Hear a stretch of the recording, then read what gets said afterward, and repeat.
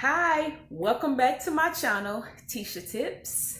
Today we are going to discuss one of my favorite topics, money. Okay, now, the 7 baby steps. I don't know if you've heard of Dave Ramsey, but he has this program that he uses. It's called the 7 baby steps, and that is the program that I used to start my financial journey.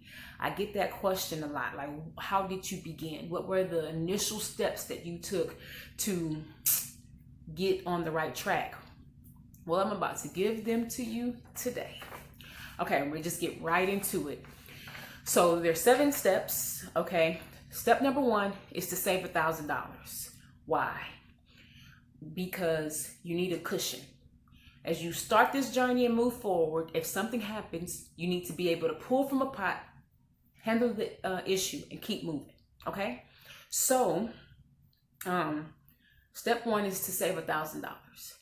Step 2 is to get out of debt.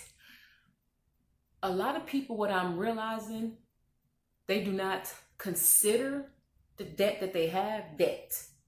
So, as I'm talking to people, I'm like, well, do you have any debt? No, I don't have anything. I just got my car note. Like, but you know that's debt, right? But they don't see it as debt. Oh, I don't have nothing. I just got my student loans, and I got like a personal loan and a couple credit cards. But, I pay them every month, so it's not really debt. But it is, okay? It's debt. So baby step number 2 is to pay off debt, okay? So what that looks like, or what it looked like for me, was I had my monthly bills, or the rent, mortgage, utilities, insurance, car note, whatever you have, right? You pay your monthly bills. And then what's left, we're not using it to go to Atlanta for the weekend. We're not using it to buy shoes. We're not using it to get hair done, nails done. We're using it to pay off debt, okay? We're using all of our extra money to pay off debt, credit cards, car notes, personal loans, student loans, debt, anyone that you owe money to. Number 2 is to pay them off. Okay, baby step 3 was to save 3 to 6 months of your expenses.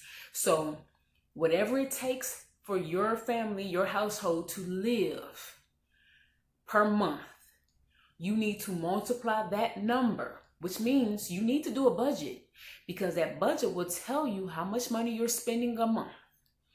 So you take the amount that it costs you to live on a monthly basis, multiply that by 6, and then you will have your emergency fund number, okay? So mine is 24,000. which is how much money I have to have in an emergency fund that holds 6 months of life for me. If I were to lose my job today, this is how long I can sustain. Okay? Ask yourself that question at this moment. Well, look at COVID. It has, I guess, unveiled a lot of that stuff. So now we see who can really survive and who can't. But if you had your emergency fund prepared, you wouldn't have been hurting during this time because you have a stash. That's what the emergency fund is all about, okay? Coming through in the clutch. Step number 4 is to invest. Per the financial advisors and all the professionals, they suggest you invest 15% of your income into your 401k, preferably a Roth 401k. 15% is the goal.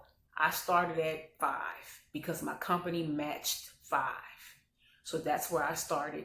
And every time I got a pay raise, I didn't raise my way of living. I just put the pay raise into my retirement fund. So every time I got a bonus, I didn't go splurge on something materialistic. I put it towards my 401k. So that's how I was able to build up my 401k. You might have a different way, but that's the way that worked for me. Okay, baby step 5 is college. Have a plan to save for your children's college if they want to go. You know, some people choose not to. But if your children do want to go, we know how it feels to have student loans hovering over you. A lot of us know people who still are paying student loans, 50, 60 years old. Why pass that down to our children? That's why I said we have to stop letting struggle be the only thing we pass down. Save some money so your children can go to school, community college, get a trade or something. Save it. Save the money. So baby step 5 is to save for college. Baby step 6 is to pay off your house. Okay, if you have a mortgage, at this point, you should have no debt. You should have a 6-month fully funded emergency fund. You got money set aside for your baby to go to college. Now, focusing on paying off the home. Focus, focus, focus. So that is where I am in the 7-step process. Focusing on paying off my home. Okay? And step number 7 is to give. Give, give, give. Now, the people who know me know that I am a giver. Okay? If I got extra, I'll send it out. You don't even have to ask. You don't have to ask. But number 7 form of give is like giving on a large scale. You know, being able to bless people with car or bless a person with a year tuition or, you know, things of that nature. When you get to that point like millionaire status and you're just able to give abundantly. But until you get to baby step 7, you can still give, because if you are abundantly blessed, it's a cycle. You got to continue to give and you get. You know what I'm saying? If you have things, if you have money and your fist is like this all the time, yeah, you might have some stuff, but if your fist is closed, you can't give and you can't receive. So it stops your blessings as well. So, you know, be open. Be open to giving, be open to receiving. That's what I say. Okay, if you have any questions on the baby steps, please put the question below, comment below, and I will answer it. All right, guys, that was just my take on the 7 baby steps. That's how I got started. If I could do it, you can do it. All right, please don't forget to like and subscribe. And if I have helped you in any way, please share. Thank you guys for watching. I really appreciate it.